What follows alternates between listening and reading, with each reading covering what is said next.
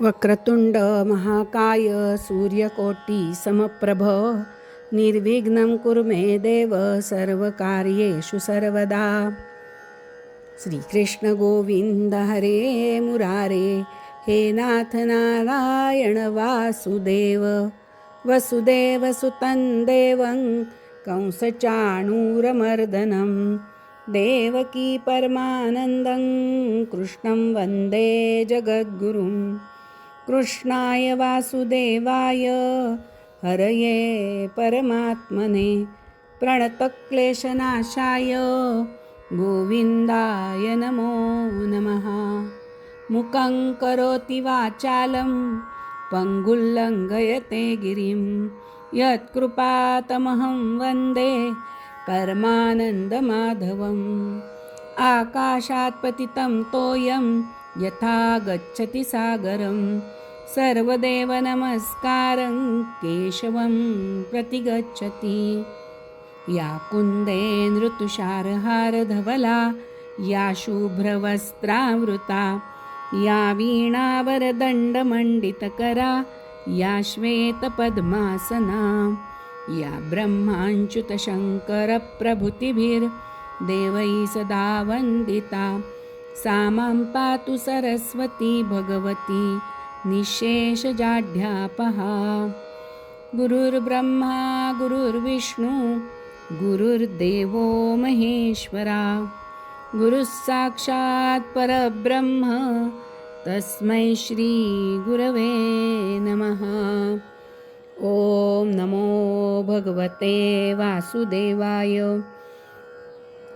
ओम नमो भगवते वासुदेवाय. ओम नमो भगवते वासुदेवाय. नमस्कार. मागच्या वेळेला आपण शूनशेपाची हरिश्चंद्राची कथा ऐकलेली आहे. हरिश्चंद्राचं चरित्र पाहिलं आहे आपण थोडंसं. आता 9व्या स्कंधातल्या पुढच्या कथेकडे आपण जाणार आहोत. छोट्या छोट्या राजांच्या अशा बऱ्याच कथा या भागवतामध्ये आलेल्या आहेत. आता 8वा आणि 9वा अध्याय आहे. हा विशेष करून सगर चरित्र आणि गंगावतरण, पृथ्वीवर गंगा कशी आली, आपल्या सगळ्यांना त्यातल्या काही कथा माहिती आहेत. तर आपण आता त्याचा या कथेचा भाग बघूया. हरिश्चंद्र राजानंतर रोहित राजावर सगळा कार्यभार सोपवून हरिश्चंद्राने स्वतःचे प्राण भगवंताचरणी अर्पण केले, हे आपण पाहिलं मागच्या याला. आता या रोहिताला एक पुत्र झाला, त्याचं नाव हरित, आणि हरिताचा पुत्र चंप. या चंप राजाने चंपापुरी नावाची नगरी वसवली. चंपाला पुढे सुदेव नावाचा मुलगा झाला, आणि सुदेवला विजय, विजयाला भरूक, भरूकाचा वृक, आणि वृकाचा पुत्र बाहुक आला. या बाहुकाकडून मात्र शत्रूंनी राज्य हिरावून घेतलं आणि तो आपल्या पत्नीसह वनामध्ये राहायला निघून गेला. म्हातारपणी जेव्हा बाहुकाचा मृत्यू झाला तेव्हा त्याची पत्नी सुद्धा त्याच्याबरोबर सती जायला तयार झाली. तेवढ्यामध्ये त्या घराचे म्हणजे प्रत्येक घराण्याचे जसे कुलगुरू असतात तसे तिथले ते महर्षी औरव होते. ते तिथे आले आणि त्यांनी सांगितलं, तू गर्भवती आहेस, तुला सती जाता येणार नाही. त्यांनी तिला थांबवलं. ती काही एकच पत्नी नव्हती, अशा अनेक पत्नी होत्या त्याला. मग त्या पत्नींना थोडी असूया वाटायला लागली की अरे आता हिला गर्भ राहिला म्हणजे हिचा मुलगा वारस होणार. आणि मग असूया त्यांच्या मनात निर्माण झाली. आणि मग जेव्हा ते सगळे परत आलेत घरी त्यावेळेला तिला जेवणातून ह्या सवतींनी विष दिलंय. पण त्या बालकाचं पुण्य असेल आधीच्या जन्माचं किंवा काय, तर ते विष त्याच्या शरीरात असताना त्याचा विषासह जन्म झालाय आणि म्हणून त्याचं नाव सगर असं पडलंय. सगर म्हणजे गर म्हणजे विष, गरासह तो जन्माला आला. ते विष त्याच्या शरीरात तसंच राहून तो जन्माला आला म्हणून त्याला सगर असं नाव पडलं. हा अतिशय कीर्तिमान झाला राजा, चक्रवर्ती होता तो. आणि त्याच्या पुत्रांनी पुढे पृथ्वी खोदून समुद्र तयार केला या सगराच्या पुत्रांनी. त्याला 60,000 पुत्र झालेत. त्याला 2 पत्नी होत्या. एकीचं नाव होतं सुमती आणि दुसरीचं नाव होतं केशिनी. ही केशिनी होती ही विदर्भाकडची होती. सुमतीपासून त्याला 60,000 पुत्र झालेले आहेत. सगर राजाने आपले गुरुदेव और्व यांची आज्ञा मानून तालजंग, यवन, शक, हैहय आणि बर्बर या वंशाच्या जातीच्या लोकांचा कधीही वध केला नाही. और्व ऋषींची त्यांनी आज्ञा मान्य केली. पण त्यांनी ह्या वंशातल्या काही बऱ्याच जणांना विद्रूप केलं. त्यातल्या काहींना मुंडन करायला लावलं, काहींच्या दाढी मिशा ठेवायला सांगितल्या, काहींना केसच मोकळे सोडायला सांगितले, काहींचं अर्धच मुंडन केलं. अशा प्रकारे त्यांचा पराभव करून त्यांनी शिक्षा केलेल्या आहेत. मग और्व ऋषींनी एकदा त्याला उपदेश केला की तू अश्वमेध यज्ञ कर आणि ह्या यज्ञाच्या द्वारा तू संपूर्ण वेद, देवता, सर्व शक्तिमान भगवंतांची तुझ्याकडून आराधना होईल. त्याने मान्य केलं आणि मग अश्वमेध यज्ञाला सुरुवात झालेली आहे. या यज्ञामध्ये काय असतं की तो घोडा तुम्हाला संपूर्ण याच्यासाठी सोडावा लागतो आणि मग तो पूर्ण देशाटन करून पुन्हा त्या राजाकडे येतो. आता ह्यांनी तो विधीपूर्वक सगळा यज्ञ होता, यज्ञ त्याची सुरुवात केली होती आणि आता यज्ञाचा तो घोडा त्यांनी सोडला होता. आता इकडे इंद्राला भीती वाटायला लागली. अश्वमेध यज्ञ जेव्हा संपूर्ण होतो तेव्हा इंद्रपद त्या राजाला दिलं जातं. आता आपलं पद डळमळीत झालं ह्याच्या भीतीने इंद्राने तो यज्ञाचा घोडा चोरून नेला. आता यज्ञाचा घोडाच पळून नेल्यानंतर सुमतीच्या पुत्रांना सगरांनी आज्ञा केली. 60,000 पुत्र होते. सगळेच्या सगळे यज्ञाचा घोडा शोधायला निघालेत. संपूर्ण पृथ्वी धोंडाळली पण तरीही त्यांना काही घोडा सापडला नाही. आता काय करायचं?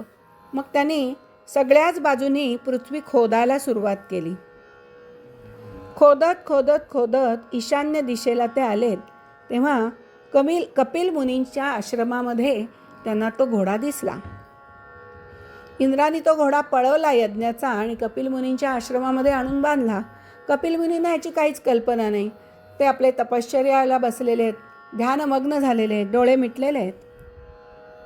आणि ज्यावेळेला ही सगरपुत्र आलेले 60,000 खोदत खोदत खोदत खोदत त्यावेळेला त्यांना जेव्हा तो आश्रमात दिसल्याबरोबर त्यांना अतिशय राग आला. कोणताही मागचा पुढचा विचार केला नाही किंवा त्या ऋषींना काही विचारलं नाही की हा घोडा इथे कसा आला, तुम्ही पळवलात का, काही न विचारता हा आमचा घोडे चोरणार आहे, हा चोर आहे आणि डोळे मिटून बसलाय वर, मारा मारा या नीचाला, असं म्हणून त्याच्या अंगावर धावून गेलेले आहेत ते. आता या आरडाओरड्याने कपिल मुनींची तपश्चर्या भंग झाली. त्यांनी नुसते डोळे उघडले, पापण्या उघडल्या आणि त्यांच्या तेजाने आणि त्यांनी जे सगरपुत्रांनी जे एवढ्या मोठ्या भगवंताचा अवतारच आहेत कपिल मुनी, त्यांच्यावर चोरीचा आरोप केल्याने त्यांच्या शरीरात आग उत्पन्न झाली आणि क्षणार्धात ते सगळे 60,000च्या 60,000 पुत्र जळून खाक झालेले आहेत. आता राजा आपला वाट बघतो इथे की अजून का आले नाही, अजून का आले नाही. मग आता सगराची जी दुसरी पत्नी होती केशिनी विदर्भ कन्या, तर तिला एक पुत्र होता. त्याचं नाव होतं असमंजस.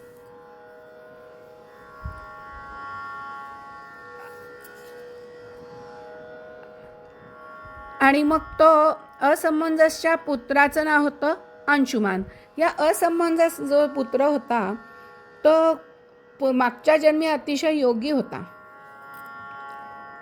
पण यावेळी त्याला मागच्या जन्मी कुठली आसक्ती निर्माण झाली आणि त्या आसक्तीमुळे तो योगापासून विचलित झाला. पण तरीसुद्धा त्याला या जन्मात सुद्धा त्याला पूर्वजन्माच्या योगाचं तपश्चर्याचं स्मरण होतं.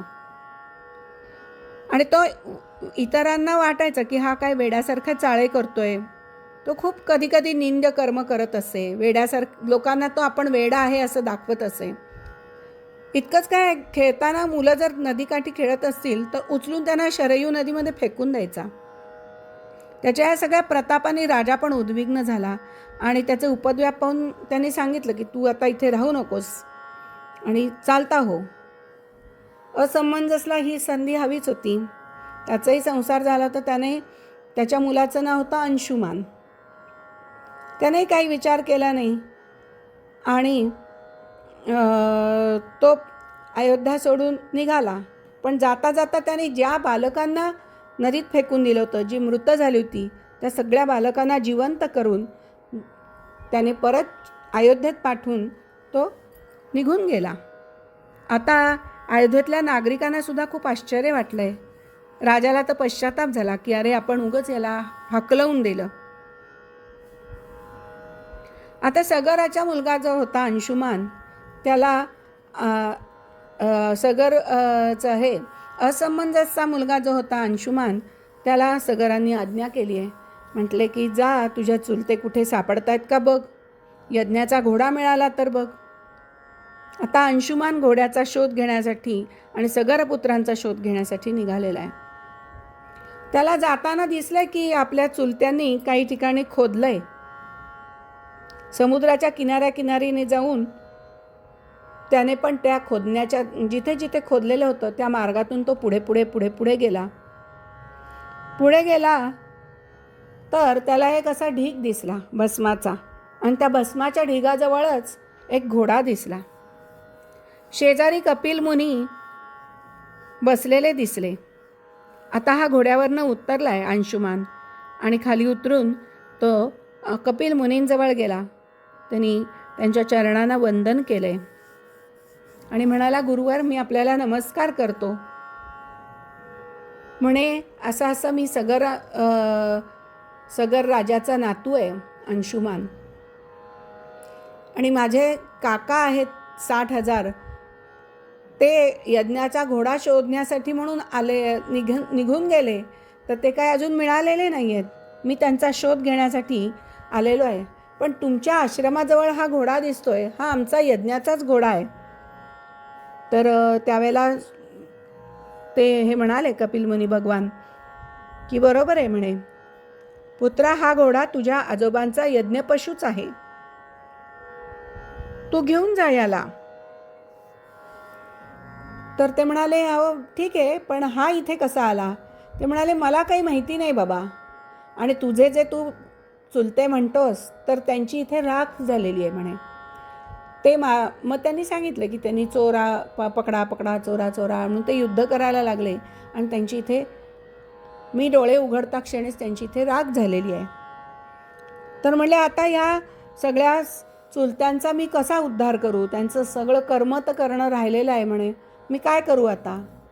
तर म्हणले त्याच्यासाठी एकच उपाय आहे, फक्त स्वर्गामधून जर गंगा तुला आणता आली तर स्वर्गातल्या गंगा जलानेच यांना मुक्ती मिळेल, तोपर्यंत यांना मुक्ती मिळणार नाही.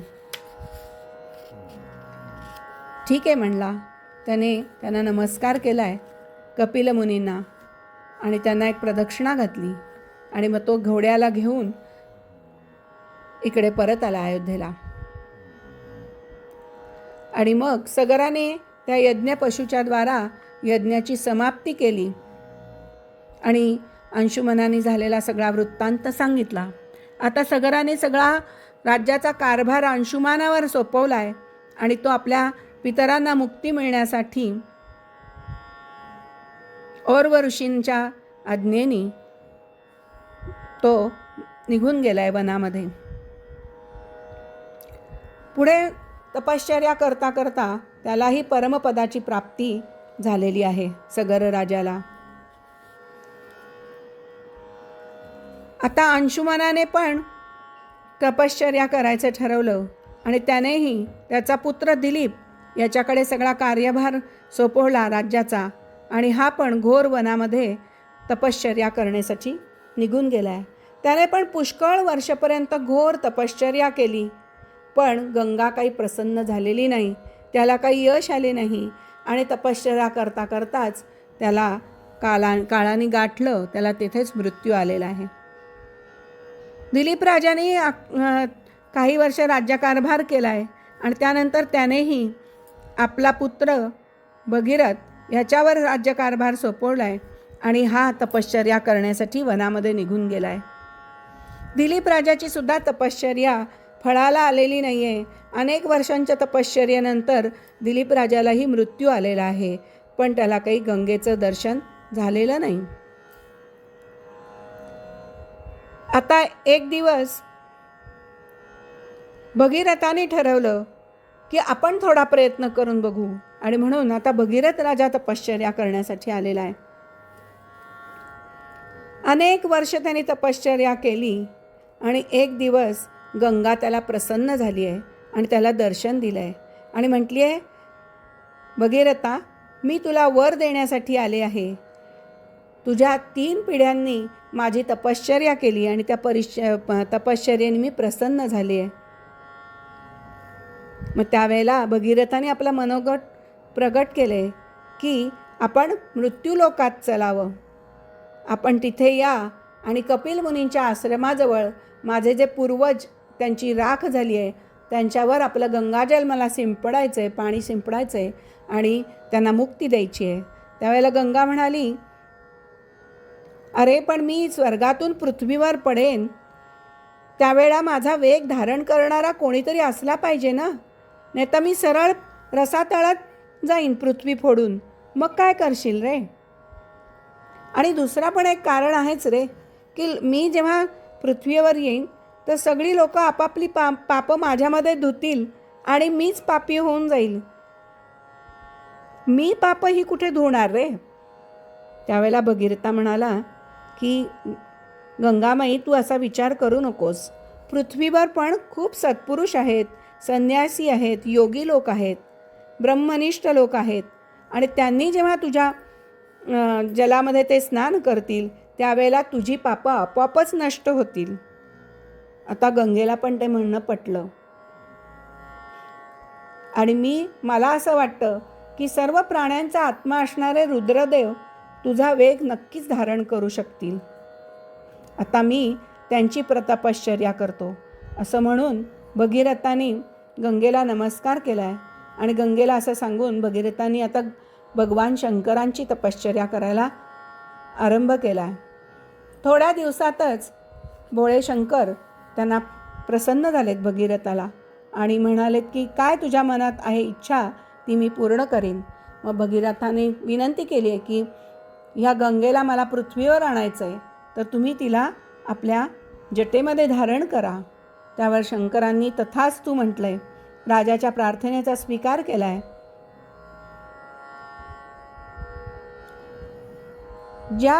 जी गंगा भगवंतांच्या चरण स्पर्शाने स्वर्गात प्रवेश केला आहे जिनी, तिचं पाणी पवित्र आहे, अशा गंगेला मी नक्कीच मस्तकावर धारण करीन. आणि मग गंगेने शंकरांच्या जटेमध्ये प्रवेश केला आहे आणि शंकरांच्या जटेतून ती पृथ्वीवर येताना तिच्या 7 धारा आल्या आहेत खाली. आणि मग 7 धारापैकी एक मोठी धार ही गंगोत्रीपासून चालली आहे. भगीरथ तिथे गंगोत्रीला आपण गेलो तर आपल्याला भगीरथाचा पुतळा बघायला मिळतो. तिथे अजूनही ते ठिकाण आहे आणि तिथून ती गंगा वाहायला सुरुवात झाली आहे. तिचा वेग मोठा आहे. गंगा धावती आहे. गंगेचा प्रवाह जोरजोरात पुढे चालला आहे आणि भगीरथ तिला घेऊन आता कपिल मुनींच्या आश्रमाकडे चालला आहे. भगीरथ पुढे आहे, गंगा मागे. मग गंगेचा प्रवाह मागे मागे मागे मागे भगीरथाच्या पुढे वेगाने वेगाने चाललेला आहे. आता मार्गामध्ये एक अशी घटना घडली की जन्नू नावाचे ऋषी मधल्या रस्त्यामध्ये तप करत होते, यज्ञ करत होते आणि त्यांना कळलं की आपण तर यज्ञ करतोय पण आपल्या मार्गामध्ये आता हे जे पाणी आहे नदीचं ते पाणी आपल्या यज्ञाच्या जागेवरून वाहून जाईल आणि आपल्या यज्ञाचा काहीही उपयोग होणार नाही. मग त्यांनी काय केलं, योगबलाने तपश्चर्याच्या सामर्थ्याने तो आलेला सगळा प्रवाह स्वतःच गिळून टाकला. आता परत भगीरथाची पंचायत आली. त्याने त्या जन्नू ऋषींना पुन्हा प्रार्थना केली. अहो म्हणे, मी माझ्या पितरांचा उद्धार करण्यासाठी हिला प्रयासाने इथे आणले पृथ्वीवर. माझ्या 4 पिढ्या हिची तपश्चर्या करत होते, तेव्हा कुठे ही पृथ्वीवर आली आहे. तुम्ही असं करू नका म्हणले. त्यावेळेला जुन्नू ऋषींनी तिला स्वतःच्या कानातून बाहेर काढली आणि म्हणून हिचं दुसरं एक नाव जान्हवी असं पडलेलं आहे. पुढे ती अशीच वाहता वाहता पुढे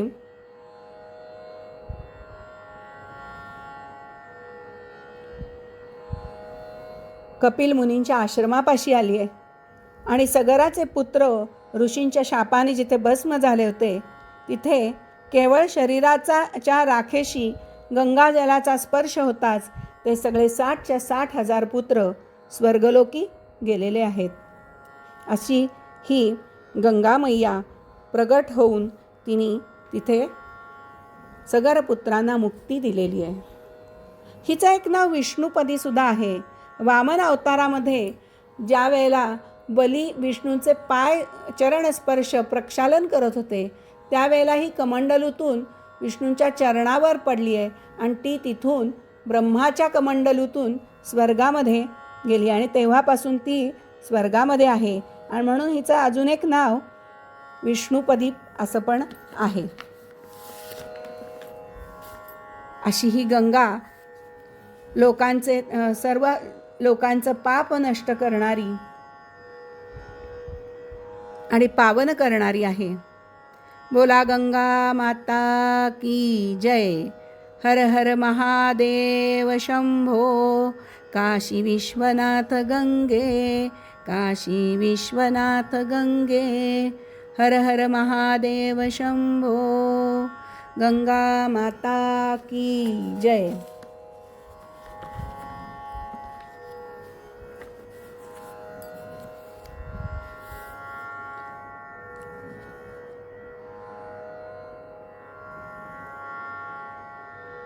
संसाराचं बंधन तोडून टाकणाऱ्या अशा गंगेची कहाणी आपण आता ऐकली. तिचं अवतरण कसं पृथ्वीवर झालं ते आपण पाहिलं. आता पुढे भगीरथाचा पुत्र श्रुत जन्माला आलेला आहे. श्रुतचा नाभ, नाभाचा पुत्र सिंधुद्वीप, सिंधुद्वीपाचा आयुतायू, आयुतायूच्या पुत्राचं नाव होतं ऋतुपर्ण. हा ऋतुपर्ण नलाचा मित्र होता आणि त्याने नलाला फासा फेकण्याच्या विद्येचं रहस्य सांगितलं आणि त्याच्या बदल्यात नलाकडून अश्वविद्या शिकून घेतली. आता या ऋतुपर्णाचा पुत्र झाला, त्याचं नाव होतं सर्वकाम. सर्वकामाच्या पुत्राचं नाव होतं सुदास. सुदासाच्या पुत्राचं होतं सौदास. सौदासाच्या पत्नीचं नाव होतं मदयंती. सौदासालाच मित्रसह असं पण एक नाव आहे आणि कल्माशपाद असंही म्हटलं गेलं आहे. आता ह्याला कल्माशपाद हे नाव का ठेवलं गेलं याची पण एक कथा आहे.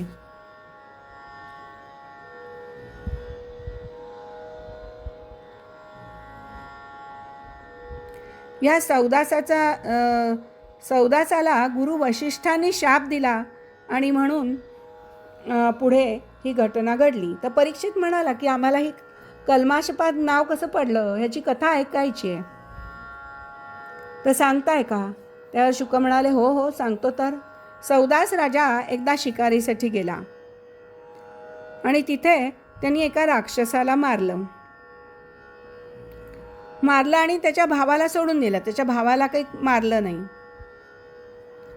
मग ह्या भावानी आपल्या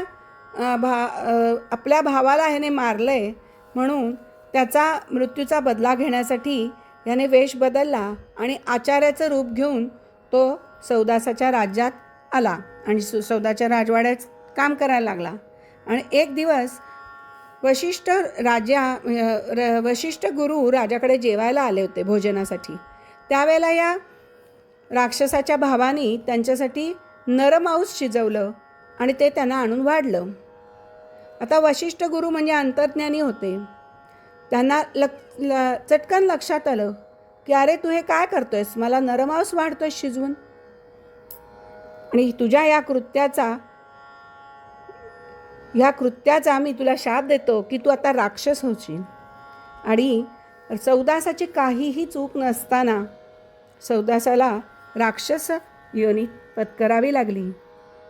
हे राक्षसाचं काम तू केलंयस आणि तुला आता मी शाप देतो. ह्यात वास्तविक तुझी चूक नाही आहे. तुझ्याकडच्या आचार्याने हे मुद्दाम केलेलं आहे आणि तू त्याच्या भावाला मारल्यामुळे हे सगळं घडलेलं आहे. म्हणून हा शाप तुला 12 वर्ष भोगावा लागेल. अशा प्रकारे वशिष्ठांनी त्याला शाप दिला.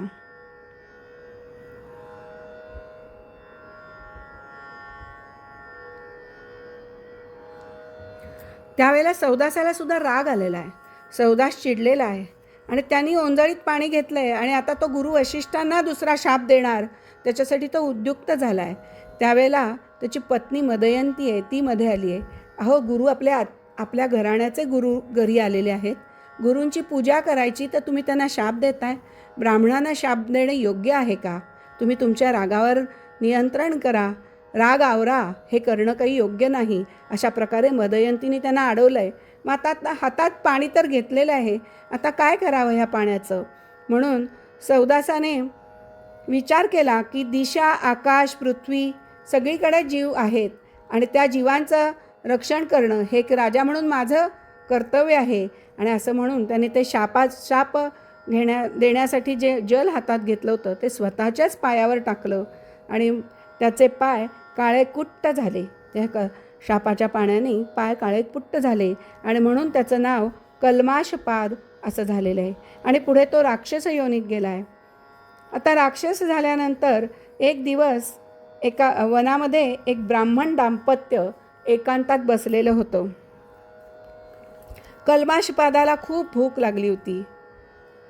बरोबर त्याने जाऊन त्या ब्राह्मणाला पकडलंय आणि ब्राह्मण पत्नी आता त्याला विनंती करते की राजा, तू राजा आहेस, तू राक्षस नाही आहेस. तू महाराणी मदयंतीचा पती आहेस. तुला हे करणं शोभत नाही. इक्ष्वाकू वंशाचा तू महारथी आहेस. असा अधर्म तू करू नकोस. संतान प्राप्ती व्हावी म्हणून आम्ही दोघं इथे एकांतात आलेलं आहे. या ब्राह्मणाची सुद्धा कामना अजून पूर्ण झालेली नाही आहे. माझा पती तुम्हाला परत दे. हा ब्राह्मण विद्वान आहे, तपश्चर्या, शील इत्यादी गुणसंपन्न आहे. अशा चांगल्या माणसाला खाणं हे योग्य नाही. हे धर्म जाणणाऱ्या राजा, तू मला पित्या समान आहेस आणि तुझ्या हातून पुत्राचा मृत्यू होणं हे काही योग्य नाही. असं म्हणून ती त्याला विनंती करते. पण तो इतका राक्षस योनीत गेल्यामुळे त्याला सगळ्या गोष्टीचा विसर पडला आहे. त्यावेळी ती पुन्हा म्हणते की अरे राजा, तुला त्यालाच खायचं असेल तर तू आधी मला खा आणि मग त्यांना खा. कारण जर हा माझा पती जर जिवंत राहिला नाही तर मग मी मेल्यासारखीच आहे. मी एक क्षणभरसुद्धा जिवंत राहू शकणार नाही. काकुळतीला येऊन ती विनंती करते आहे, रडती आहे, त्याच्यापुढे त्याच्यापुढे हात पसरते, पदर पसरते. परंतु त्याला वशिष्ठांच्या शापाने मूढमती झाल्यामुळे सौदासाने तिला दूर साधलं आणि एखाद्या वाघाने जशी पशुवर झडप घालावी त्याप्रमाणे त्या ब्राह्मणावर झडप घातली आणि त्या ब्राह्मणाला गिळंकृत केलं. आता आपल्या पतीला राक्षसाने खाल्लंय हे पाहून तिला सुद्धा शोक आवरत नाही. ती अतिशय दुःखी झाली आहे आणि संताप आलाय. तिला सुद्धा राजाचा खूप राग आलेला आहे. अरे पाप्या, तू अशा अवस्थेत माझ्या पतीला खाल्लंयस. आम्ही दोघं एकांतात असताना तू माझ्या पतीला खाल्लंस. मूर्खा, तू जेव्हा स्त्रीबरोबर संग करायला जाशील तेव्हा तुझा सुद्धा असाच मृत्यू होईल. असा तिने त्याला शाप दिलाय. आणि त्याला शाप देऊन त्या ब्राह्मण पत्नीने आपल्या पतीच्या धगधगणाऱ्या चितेमध्ये, अस्तींच्या धगधगणाऱ्या चितेमध्ये स्वतःही उडी घेतली आहे आणि पतीबरोबर ती सती गेली आहे. इकडे 12 वर्षांचा कालावधी पूर्ण झाला आणि राजा शापातून मुक्त झाला. त्याला पुन्हा राजाचा सारखं रूप मिळालेलं आहे आणि आता हा राजवाड्यामध्ये परत आला आहे. परत आल्यानंतर एक दिवस रात्रीच्या वेळेला हा पत्नीच्या जवळ जायला लागला. पत्नीला हे सगळ्या शापाची माहिती होती. तिने त्याला अडवलं आणि त्यामुळे आता हा राजाला मूलबाळ होऊ शकलं नाही. तो निपुत्रिकच झाला. मग त्याने वशिष्ठांना आपली ही सल मनातली बोलून दाखवली. मग वशिष्ठांनी मदयंतीच्या ठिकाणी गर्भाधान केलं. आणि हा गर्भ मदयंतीने 7 वर्षापर्यंत धारण केला, परंतु ते बाळ काही जन्माला आलंच नाही. अखेरीस वसिष्ठांनी तिच्या पोटावर दगडाने आघात केला आणि मग ते बाळ जन्माला आलं आणि म्हणून त्याचं नाव अश्मक असं ठेवलं. या अश्मकाला एक पुत्र झाला, त्याचं नाव मूलक. आणि हा मूलकच सुद्धा जेव्हा परशुरामाने जेव्हा पृथ्वी निश्क्षत्रिय करायचं ठरवलं, त्यावेळेला स्त्रियांनी या मूलकाला लपवून ठेवलं आणि म्हणून या मूलकाचं दुसरं नाव नारी कवच असंही एक पडलंय. असं म्हणतात की पृथ्वी क्षत्रियहीन झाल्यानंतर तो वंशाचा मूळ प्रवर्तक बनला, म्हणून त्याचं नाव मूलक असं होतं. या मूलकाचा पुत्र दशरथाचा एडवीड आणि एडवीडचा विश्वसह आणि विश्वसहाचा पुत्र पुढे चक्रवर्ती खट्वांग राजा झाला. तो अतिशय पराक्रमी होता. युद्धामध्ये त्याच्या विरुद्ध कोणीच जिंकू शकत नसे, म्हणून देवांनी ह्याला सेनापती म्हणून बनवलं. बराच काळ हा स्वर्गामध्ये देवांचा सेनापती म्हणून याने व्यतीत केला. देवतांनी प्रार्थना केल्यावरून त्याने दैत्यांचा वध केला होता. आणि मग हा परत आपल्या देशामध्ये परत येताना त्यांनी विचारलंय देवतांना की आता माझं अजून किती आयुष्य शिल्लक राहिलंय. तर त्यावेळेला त्यांनी सांगितलं की राजा, तुझे फक्त 2 घटिका आयुष्य म्हणजे 40 मिनिटं, 1 मुहूर्त फक्त आयुष्य शिल्लक राहिलेलं आहे. एवढ्या कमी कालावधीत आयुष्य राहिलेलं असताना खट्वांगाने आपलं आत्मकल्याण करून घेतलं. आत्मकल्याण केलं म्हणजे काय, तर त्याने राजधानीतून तो बाहेर पडला आणि भगवंताच्या ठिकाणी आपलं मन स्थिर केलंय आणि भगवंतांच्या नामस्मरणात, भक्तीत त्याने स्वतःला लीन केलं आणि भगवत पद प्राप्त करून घेतलं. खट्वांगाच्या बुद्धीला भगवंतांनी पहिल्यापासूनच आपल्याकडे आकर्षित करून घेतलं होतं आणि म्हणून त्याने स्वतःला ध्यानात, तपश्चर्येत, भगवंताच्या चिंतनामध्ये स्वतःला लीन केलं. त्यामुळे त्याला आत्मस्वरूपाचा साक्षात्कार झाला, परब्रह्माचा साक्षात्कार झाला. आणि भक्तजन ज्या गोष्टीची अपेक्षा करतात ते वासुदेव रूप भगवंताचं खट्वांगाला दिसलं आणि खट्वांगाला मोक्षपद प्राप्त झालेलं आहे.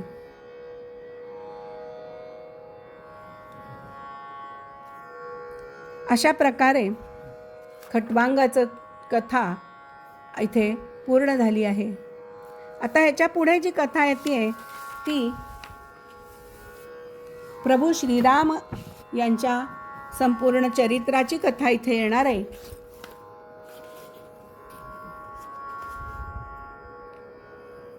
खट्वांगानंतर दीर्घबाहू हा त्याचा पुत्र राजा झाला आहे आणि दीर्घबाहूनंतर रघु नावाचा राजा झालेला आहे. हा रघु राजा महाज्ञानी आणि उदार होता. शेवटी रघुराजाने तर सर्वस्वाचा त्याग केला. धोतर नेसणं देखील त्यांनी सोडून दिलं. त्याची कीर्ती दिगंत पसरली आणि या रघुराजाच्या पराक्रमामुळेच पूर्ण सूर्यवंशाला रघुवंश असं नाव पडलं. या रघुराजाने कित्येक यज्ञयाग केले. असा हा रघुराजा आणि ह्या राजा रघुच्या कुळात अज नावाचा राजा जन्माला आला आणि ह्या अजानंतर दशरथ नावाचा राजा झालेला आहे. हा दशरथ राजा अयोध्येमध्ये राज्य करीत होता. हा दशरथ राजाची एक पूर्वजन्मीची एक गोष्ट आहे, ती मी आता आपल्याला सांगते. ही गोष्ट आपल्याला श्रीमद भागवत रहस्य हे डोंगरे महाराजांचे जे आहेत त्याच्यामध्ये ही गोष्ट आपल्याला नक्की बघायला मिळेल. तर दशरथ राजा हा पूर्वी एक ब्राह्मण होता आणि तो ब्राह्मण असताना त्याचा एक नियम होता की गावाबाहेर बाहेर एक विष्णूचं मंदिर होतं आणि त्या मंदिरामध्ये तो रोज जायचा आणि रोज सहस्त्र तुलसी दल त्या विष्णूला व्हायचा आणि ते वाहत असताना विष्णू सहस्त्रनाम तो रोज म्हणायचा. आता तो ब्राह्मण वृद्ध होत चाललेला आहे. 50 वर्षाचा झाला तेव्हा त्याला एकदा ज्वर आला होता. त्यावेळेला तो ज्वराला सुद्धा म्हणाला, तू आलास तर ये बाबा, पण माझं काही तुलसीदल वाहणं आहे ते झाल्यावर तू ये, म्हणजे माझ्या पूजेचा नियमभंग होणार नाही. असं त्याचं बोलणं ऐकून तो ज्वर सुद्धा पळून गेला. नित्यनेमाने पूजेसाठी येत असताना एक दिवस असंच तो तुलसीदल अर्पण करण्यासाठी मंदिरात आला तेव्हा त्याला कुणाच्या तरी रडण्याचा आवाज आला.